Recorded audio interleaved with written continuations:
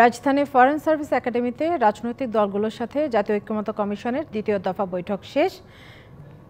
সরাসরি চলে যাচ্ছি সেখানে।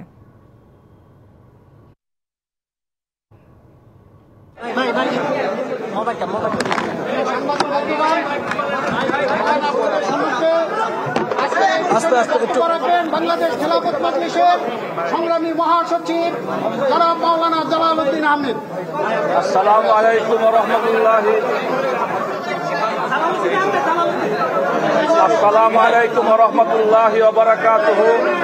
প্রিয় সাংবাদিক ভাইরা, জাতীয় ঐক্যমত্য কমিশন সংস্কার বিষয়ে দ্বিতীয় দফা শুরু করার আজকে উদ্বোধনী বৈঠক আজকে হয়ে গেল।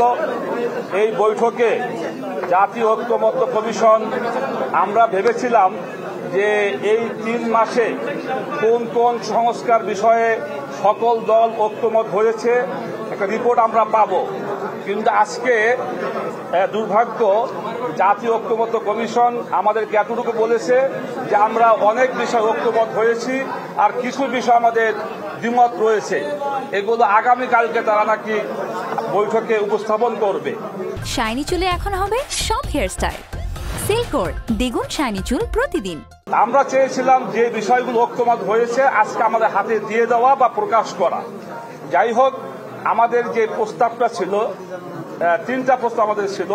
প্রথম প্রস্তাব হলো যে সংস্কার কতদিনে করবেন এবং সংস্কার কোন কোন বিষয়গুলি গুরুত্ব সহকারে করবেন এর একটা রুট ম্যাপ দরকার, যে আমি 2 মাসে, 2.5 মাসে, 3 মাস সংস্কার সম্পূর্ণ করব।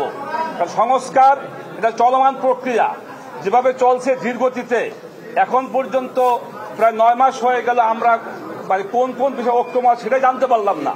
এই জন্য আমাদের প্রস্তাব ছিল যে সংস্কার বিষয়ে একটি রোড ম্যাপ আমরা চেয়েছি। আর দ্বিতীয় বিষয় হলো আমরা বলেছি নির্বাচনের আগে খুনি ফ্যাসিস্ট শেখ হাসিনার দোসরদের বিচার ব্যবস্থা দৃশ্যমান পর্যায়ে পৌঁছার একটা আবেদন আমরা করেছি। 3 নম্বর হলো নির্বাচনের তারিখের বিষয়ে আমরা বলেছি, কারণ একটি সুষ্ঠু নির্বাচনের জন্য একটি সুষ্ঠু পরিবেশ দরকার। যাতে এমন কোন নির্বাচন আমরা চাই না যে নির্বাচন বেশি শক্তি কালো টাকার প্রভাবে প্রশ্নবিদ্ধ হয়।